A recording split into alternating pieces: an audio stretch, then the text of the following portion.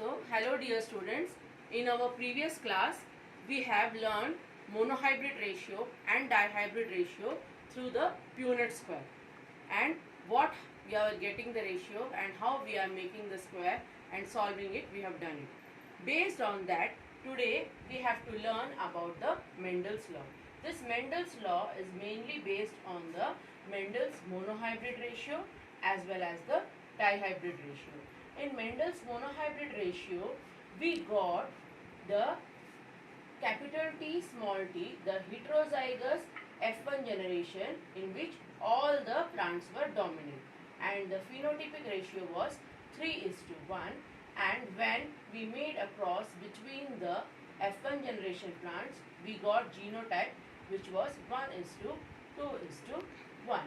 In this way, we got the phenotypic and genotypic ratio of monohybrid cross.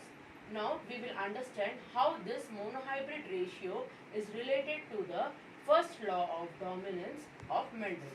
Mendel's first law of dominance में हम monohybrid ratio को किस तरह apply करते हैं और वो लॉ किस तरह से है हम उसे देखेंगे. So first of all Mendel जो है उन्होंने अपने एक्सपेरिमेंट्स पी प्लांट पर किए थे, क्योंकि पी प्लांट्स एनुअल प्लांट्स हैं. Okay, they are having pure characters, जैसे यूनिसेक्सुअल प्लांट्स भी हैं. हम चाहें तो उसमें क्रॉस पॉलिनेशन कर सकते हैं, और ये एनुअल प्लांट्स होने की वजह से कैरेक्टरिस्टिक्स जो है फास्ट दिखते थे. तो अब हम देखते हैं फर्स्ट लॉ ऑफ डोमिनेंस कैसा है. So first law of dominance में कैपिटल टी स्मॉल टी, ये जो हमें F1 जनरेशन मिला था, इस F1 जनरेशन के बीच में when we made a cross we got the Punnett square. What we got the Punnett square in which all the F1 generations were dominant. So यहाँ पे जो है हमारा F1 जनरेशन जो है पूरा डोमिनेंट था. So what this law of dominance is saying, that though we are making a cross between homozygous pure alleles, ये capital T homozygous pure tall allele था, ये स्मॉल टी क्या था, होमोजाइगस ड्वार्फ. तो when we are crossing in the F1 generation we are getting heterozygous tall plant. तो इसका जब हम फिनोटिपिक कैरेक्टर देखते हैं, देन कैपिटल टी मतलब this is the dominant characteristic. तो फिनोटिपिक जो है जब हम बाहर से देखते हैं तो डोमिनेंट है, लेकिन इनके जीनोटाइप को जब हम देखते हैं then small t is the recessive. So this recessive form is the hidden form which will be expressed in some other generation. So the first law of dominance says that though we have a heterozygous allele in the F1 generation में हमारा heterozygous allele होने के बावजूद जो हम देखते हैं कि small t जो है it is recessive. It is not completely masked or it is not vanishing. वो वैनिश नहीं हो रहा है, वो रेसेसिव फॉर्म में रह रहा है, और फिनोटिपिक कैरेक्टर्स जो है सारे जो है हमें डोमिनेंट मिल रहे हैं. But this first law of dominance is not a universal law. ये एक यूनिवर्सल लॉ नहीं है. क्यों? क्योंकि हम बाद में देखेंगे कि दो और टर्म्स आ रहे हैं. We have two more terms which is known as incomplete dominance and codominance. These two terms we will learn after we analyze all the three laws. Okay, सारे तीन laws पढ़ने के बाद हम ये दो terms के बीच में भी differentiate करेंगे along with law of dominance.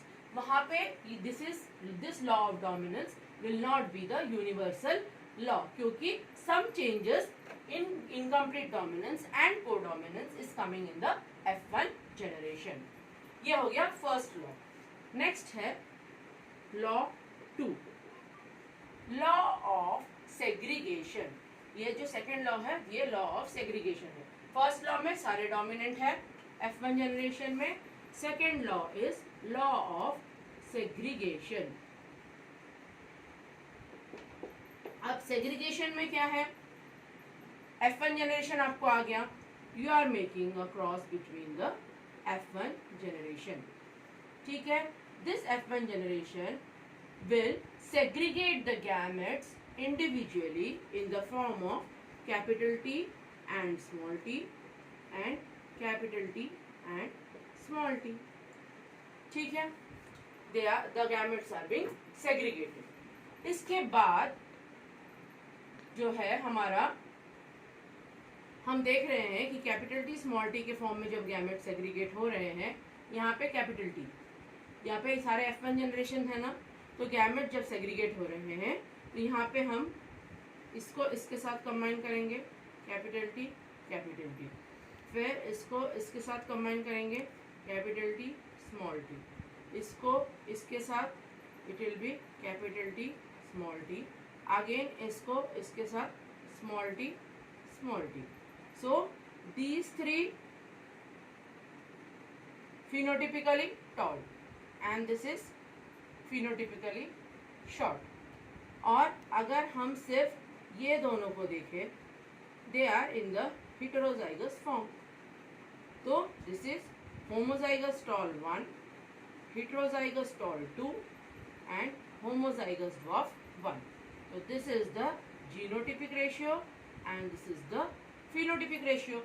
तो यहाँ पे क्या बोलते हैं, लॉ ऑफ सेग्रीगेशन में जब हम हेटेरोजाइगस एलील्स के बीच में क्रॉस कंडक्ट करवा रहे हैं, the gametes will split themselves and arrange in the form in which the gametes are segregating over here and giving a different phenotypic and a genotypic ratio. This is the law of segregation.